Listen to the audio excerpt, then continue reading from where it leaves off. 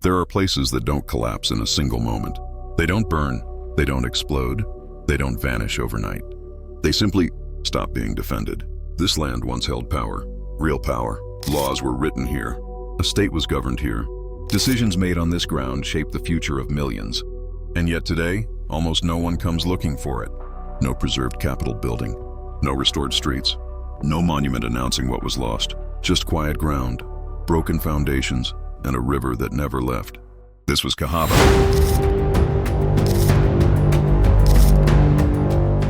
Alabama's first state capital. A city chosen with confidence, authority, and urgency. A place meant to last. But something went wrong. Not all at once, not loudly, and not in a way people were willing to admit. Year after year, the water returned. Officials debated. Residents adapted. Furniture was raised. Buildings were repaired. Life continued, even as the warning signs became impossible to ignore. The strange part is not that Cahaba failed. It's that people saw it failing and stayed anyway. So why did a city trusted with the identity of a new state quietly dissolve into memory? Why were the risks dismissed, the signs tolerated, and the inevitable delayed? To understand what happened here, we have to follow a story shaped not by catastrophe, but by stubborn belief, political pressure, and a landscape that never needed permission to reclaim itself. This is not the story of a city destroyed. It's the story of a city that was slowly abandoned, well, pretending everything was still under control. And it begins here. Before the capital, the land and its people. Long before Cahaba became a seat of government, it was a land already alive with history, the confluence of the Cahaba and Alabama.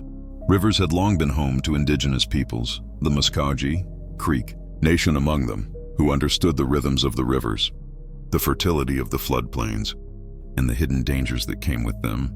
Seasonal flooding was not an inconvenience. It was life itself, shaping settlements, agriculture, and travel routes. By the early 1800s, this land was caught in the sweep of American expansion. The federal government, through treaties and forced removals, opened the region for European American settlement. Surveyors, merchants, and planters moved in quickly, often guided by maps and reports rather than lived experience. It was in this context that the site for Alabama's first capital was selected. Governor William Wyatt Bibb, alongside early legislators, such as Thomas Bibb, who would later serve as acting governor, advocated for a location that was both symbolic and practical. Cahaba's rivers promised trade and transport. Its fertile soil promised agriculture, and its centrality on paper promised a seat of authority accessible to the fledgling state. Maps were drawn, lots were surveyed, and streets were laid out in precise grids, borrowing ideals from cities in the older states. Yet the surveys, conducted in haste, could not account for the land's caprices. The floodplains beneath Cahaba's proposed streets were soft, unstable, and prone to seasonal overflow. Early settlers would later describe mud so thick it swallowed wheels and boots alike, and waters that crept into cellars and wells without warning. To those making decisions in legislative chambers, these were manageable inconveniences. To those living day to day, they were a persistent test of endurance. Speculators moved quickly, encouraged by the promise of a capital. Land was divided, sold, and repurposed. Merchants established trading posts. Families built homes with a mix of hope and caution, knowing that the rivers could nourish or destroy in equal measure. The town was planned with confidence, yet its foundation rested on uncertainty. The first months of settlement revealed a tension that would define Cahaba's story. Government and ambition pressed forward, but the landscape remained patient and exacting. Timber and brick structures rose along surveyed streets. Courts opened and Governor Bibb took residence. Yet the rivers reminded everyone that nature had its own timetable. Seasonal floods would test foundations, crops, and patience alike. Even in these earliest days, the seeds of future challenges were visible. Accessibility was uneven, particularly for representatives from northern counties. Health risks, especially during warm months, began to emerge. And while the capital's designation promised permanence, it also demanded adaptation, adjustments that residents would make again and again, long before the town faced political decline. Cahaba's selection as a capital was not a failure. It was a choice made at the intersection of ambition and incomplete knowledge. Its promise was real, yet precarious, a delicate experiment in placing human authority atop a landscape that had its own enduring logic. The rivers continued to flow, indifferent to maps, plans, or laws, carrying with them the first whispers of what would become a story of ambition, endurance, and gradual retreat. Power on the floodplain, life in the first capital.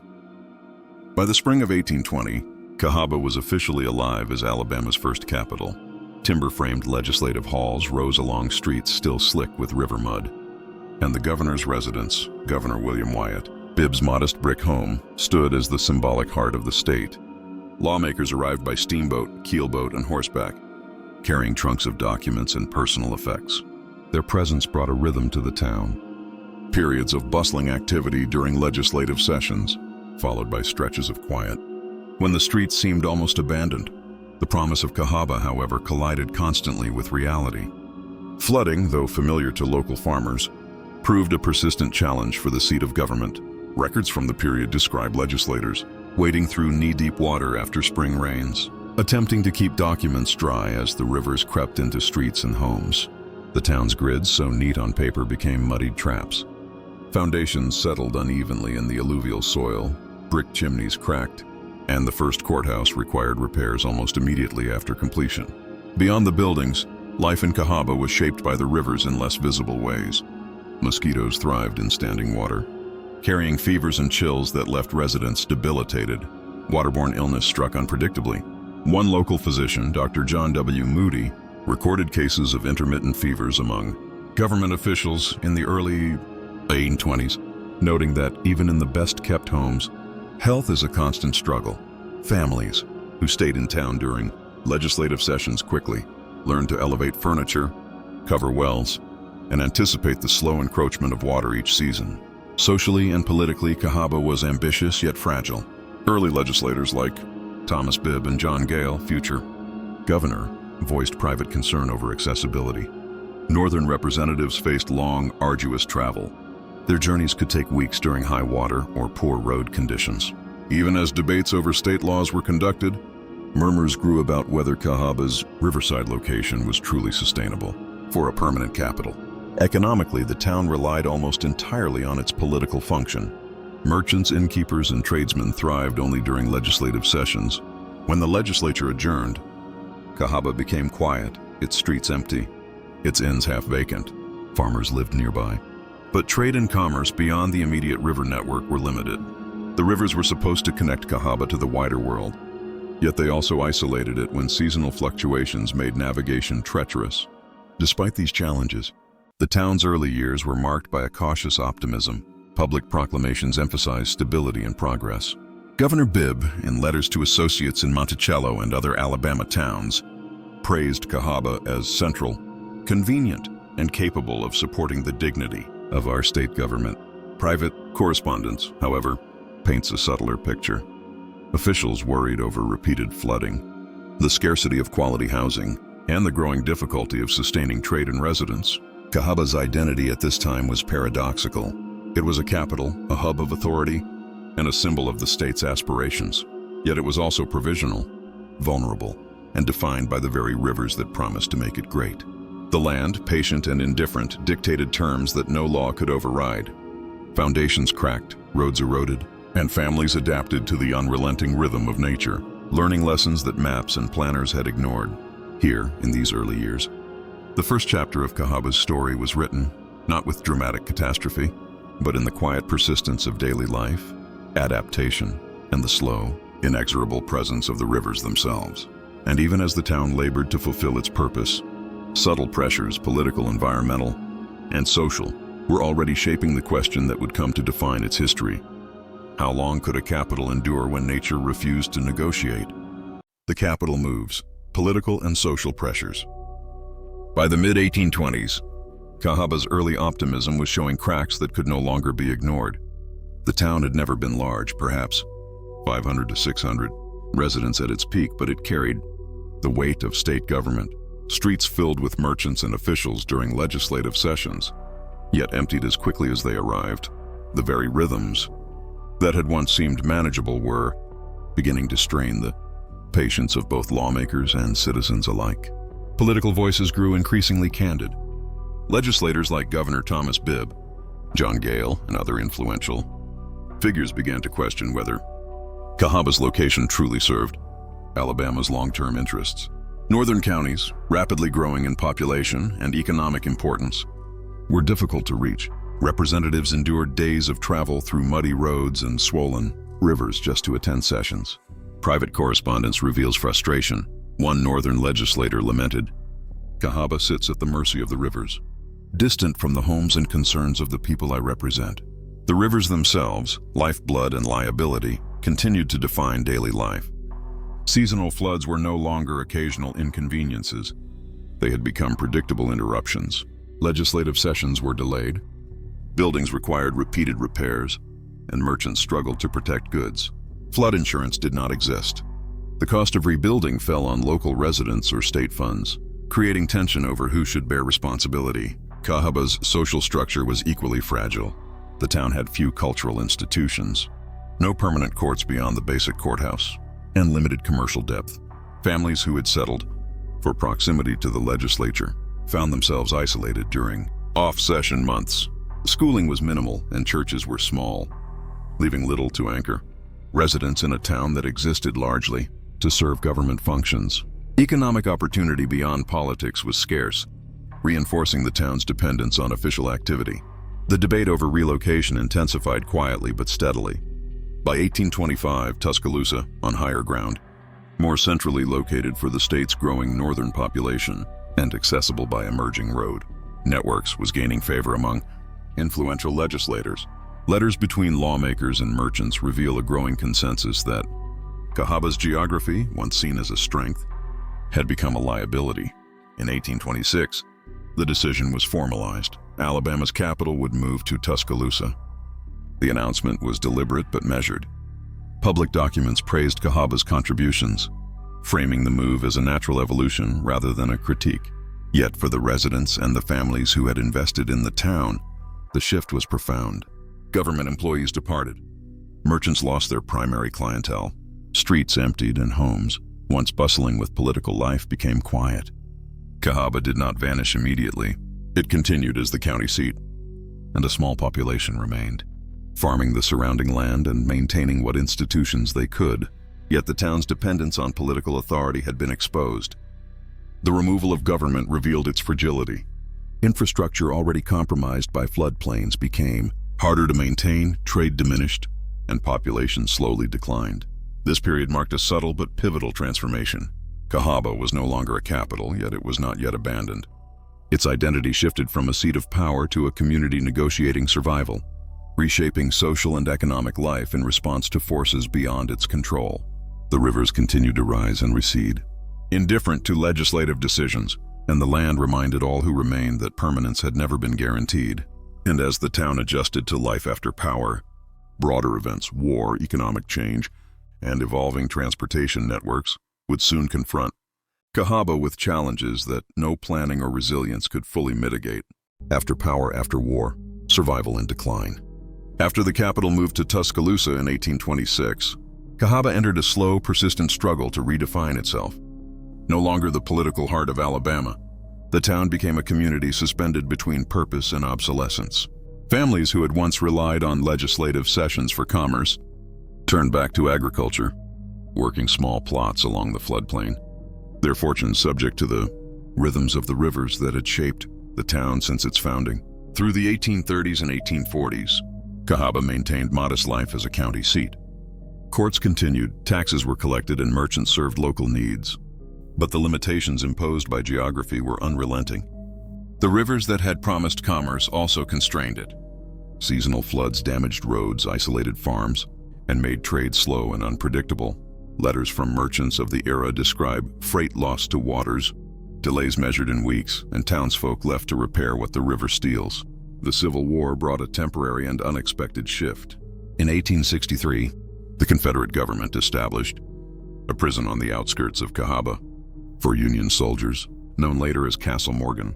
Its location, removed from rail lines, yet accessible by river, was ideal for isolation. Prisoners endured crowded barracks, flooding, and outbreaks of disease. Local residents were drawn into the effort, providing labor, food, and support under conditions that were taxing and dangerous. Mortality was high. Records indicate dozens of deaths from illness and exposure. Once the war ended, the prison closed abruptly. Federal troops dismantled structures, and Cahaba returned to quiet obscurity. The town, already fragile, had lost the temporary economic and social boost that the prison had brought. Reconstruction offered little relief. State attention focused on more accessible towns with rail connections, leaving Cahaba to rely on small-scale agriculture and the diminishing local economy. The late 19th century saw gradual depopulation. Younger residents left for opportunities elsewhere, Montgomery, Selma, and other growing centers, while older families persisted, tied to the land they had farmed for decades. Churches continued, cemeteries endured, and a sense of community remained. But the social and economic pulse of the town slowed with each passing year.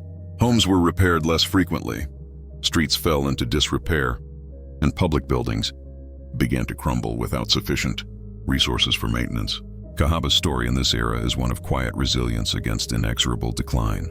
It was neither dramatic nor sudden, but a slow contraction, a negotiation with the land, the rivers, and the realities of a world that had moved beyond the town. Floods continued to dictate terms. Soil eroded and buildings decayed. Even the most determined residents faced the reality that survival no longer meant growth, it meant persistence in place, often in isolation. By the early decades of the 20th century, Cahaba had shifted once more, from a town defined by ambition to a place defined by memory, environment, and endurance. Its streets were still walked, its cemeteries tended, but the energy that had once drawn governors, merchants, and lawmakers was gone. The town had become a quiet testament to the interplay of human hope and natural inevitability, a story recorded not in monuments, but in subtle traces across the landscape. The rivers, patient and unyielding, continued their flow, carrying the echoes of governance, war, and ordinary life, reminders that Cahaba's decline was neither accidental nor immediate, but the result of centuries of negotiation between people and place, leaving without leaving. By the dawn of the 20th century, Cahaba existed in a peculiar state. It was a town, but no longer fully a town. Its population had dwindled to a few dozen families, those who remained tethered to the land out of necessity, habit, or sheer resilience. Streets that once echoed with the clatter of horse-drawn carts and legislative business were now quiet, lined with buildings slowly giving way to nature. The floodplain, ever patient, continued to shape life. With fewer residents to repair and maintain structures, seasonal inundations left a lasting mark. Foundations sank into the soil, walls crumbled, and roads disappeared under layers of mud and grass. Homes that had sheltered families for decades became vulnerable not just to floods, but to neglect. Where neighbors once supported each other during crises, distances grew and recovery became a matter of individual effort. Land ownership fragmented. Families who had held property for generations often moved on, selling or abandoning lots to distant heirs who had little connection to Cahaba. Legal disputes over titles were common, and many parcels fell into limbo, neither farmed nor maintained. Without concentrated oversight, the physical and social cohesion of the town began to unravel. Despite this gradual erosion, life persisted in small, tenacious ways. Farmers tended fields along the riverbanks, harvesting crops that fed families and a shrinking local market.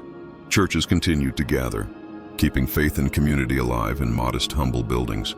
Cemeteries remained, though many graves sank beneath shifting soil or were overtaken by vegetation. In these acts of endurance, the town resisted complete disappearance. Yet the signs of abandonment were unmistakable. Public infrastructure, roads, bridges, and schools fell into disrepair. Local commerce slowed to a trickle. Young people left in search of opportunity elsewhere, drawn to the rising towns of Montgomery, Selma, and Birmingham, where railroads and industry promised stability. Those who remained were bound to a landscape that demanded adaptability, patience, and acceptance of impermanence. Cahaba's identity shifted quietly but irrevocably. It was no longer a center of authority, trade, or regional influence. It had become a place defined by survival, a town that lingered not through prominence, but through persistence. The rivers, which had once promised connection, now underscored isolation. Nature had reclaimed its primacy, and human ambition had contracted to the scale of individual households and families. By the 1920s, Cahaba's presence on maps was faint, its significance largely historical, yet the town was not gone. It survived in fragments, in worn foundations, scattered bricks, overgrown streets, and the whispered memory of those who had walked its paths. The slow fade of Cahaba was a process measured not in dramatic catastrophe, but in decades of attrition, adaptation, and quiet endurance. And as the 20th century unfolded, Cahaba stood at the threshold of transformation. Once again, no longer a town in decline, but a site of memory, reflection, and eventually preservation. Its story was no longer about governance or commerce, but about what remained when power and prosperity moved elsewhere, leaving behind the echo of human life and the persistent flow of the rivers. Preservation, interpretation, and the problem of silence. By the mid-20th century, Cahaba had become more than a fading town. It had become a historical question. Its streets, long reclaimed by grass and saplings, whispered of a past that had been both significant and impermanent. Scholars, archaeologists, and state preservationists began to take notice, recognizing that the town offered a rare window into early Alabama, its first capital, its Civil War prison, and the lives of ordinary residents navigating the challenges of the river. Efforts to preserve Cahaba began cautiously. The Alabama Historical Commission and local historians documented surviving foundations, mapping the remnants of streets, homes, and public buildings. Archaeological excavations unearthed household items, fragments of pottery, tools, and bricks, each a trace of lives lived in quiet resilience. These objects spoke of everyday existence rather than grand political spectacle, revealing a layer of Cahaba that had been overshadowed by its brief tenure as a capital. Preservation, however, required choices, decisions about what to save and what to let fade. Early focus was naturally on the town's most historically visible elements: the courthouse foundation, remnants of the governor's residence, and the sites associated with the Cahaba prison for Union soldiers during the Civil War. Less attention was given to farmsteads, workers' homes, and smaller structures, which held stories of survival and adaptation. For those not involved in politics or war, the act of preservation itself introduced a new kind of silence. Structures stabilized and pathways were marked, yet the everyday sounds and experiences of the town, children playing in the streets, merchants trading goods, families navigating floods, could not be restored. Memory became selective. Letters and records helped, but much of daily life, the texture of ordinary survival, had already been absorbed by the rivers and the soil. Public access transformed perception. Walking the grounds, visitors encounter interpretive signage, cleared paths, and marked foundations. Cahaba became a place to observe and interpret, rather than inhabit. The rivers continue their flow, the forests reclaim what remains, and the land preserves a story that cannot be entirely told.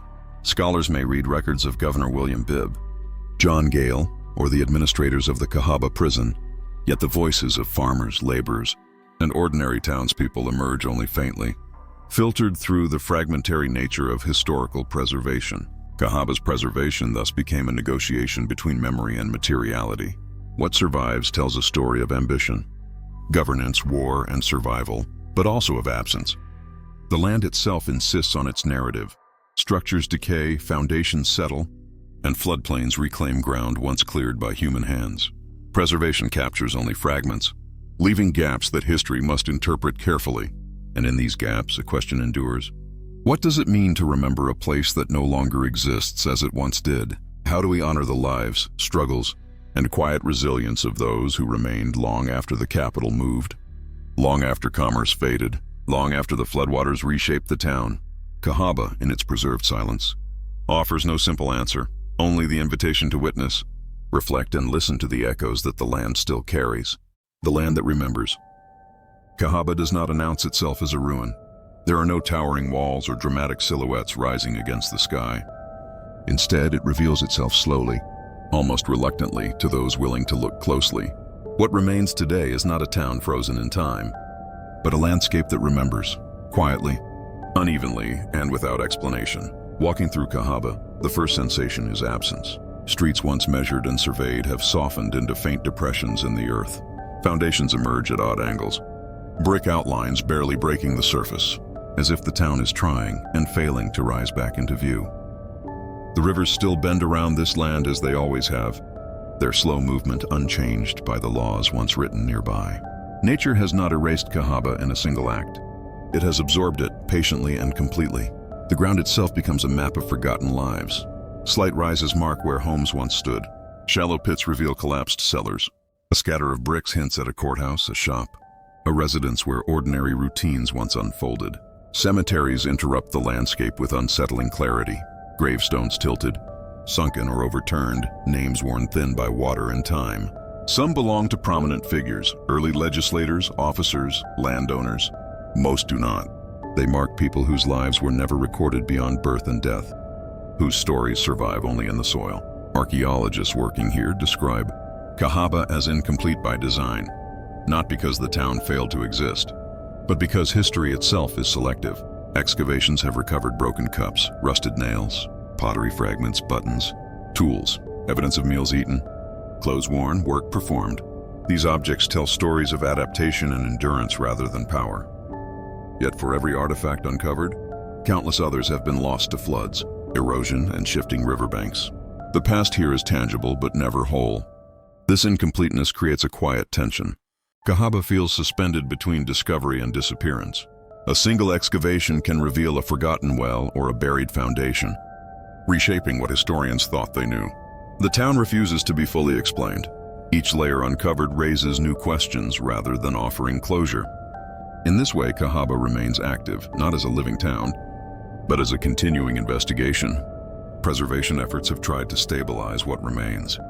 The Alabama Historical Commission and historians have marked foundations, mapped streets, and protected key sites associated with the Capitol years and the Civil War prison. But preservation comes with limits. Stabilizing ruins cannot restore the sounds of daily life, the voices, the labor, the routines shaped by flood and survival. Memory becomes curated. Political buildings are easier to explain than farmsteads. Prison records speak louder than the lives of families who stayed long after power left. What survives most clearly is not authority, but persistence.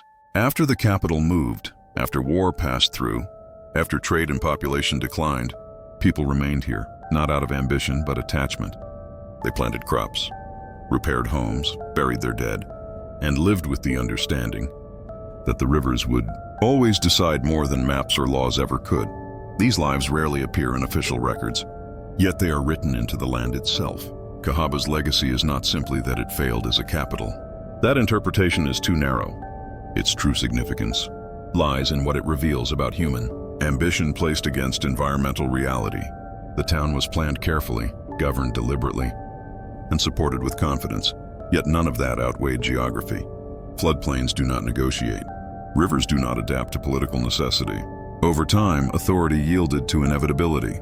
Today, Cahaba exists as a conversation between history and nature. Trees grow through foundations. Moss settles where floors once lay. Water reshapes paths that once connected homes and halls of power. The town does not demand attention. It invites reflection. It asks what remains when importance fades, when population disperses, and when progress chooses other routes.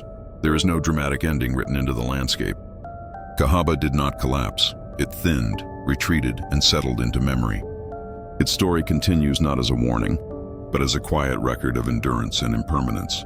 A reminder that cities, like people, do not disappear all at once. They linger in soil, in water, in fragments, and in the silence that follows ambition. And standing there, among tilted stones and softened streets, one truth becomes impossible to ignore. Cahaba was never simply lost. It was absorbed by the land, by time, and by the rivers that still carry its memory forward, unhurried and unchanged. Echoes of Cahaba. Cahaba is gone, and yet it remains. Its streets have long since vanished beneath grass and soil. Its buildings have crumbled, carried away by time and river. The voices of governors, legislators, merchants, and ordinary families linger only in fragments: letters, journals, foundations, and the occasional artifact unearthed from the floodplain. Yet the town's presence is undeniable. Walk along the bend of the Cahaba River today, and you feel it. The weight of ambition, the persistence of life, and the quiet insistence of nature that has outlasted every human plan. Each leaning gravestone, each cracked brick, each rising sapling tells a story of endurance, adaptation, and impermanence. Cahaba is a lesson in humility. It reminds us that power is fleeting, that ambition can be as fragile as a brick foundation on a floodplain, and that history is often written as much by the land itself as by the people who inhabit it. The town may have faded from maps and memory, but it endures in another way, in the rivers that shaped it, the land that held it, and the stories that continue to whisper across its quiet ruins.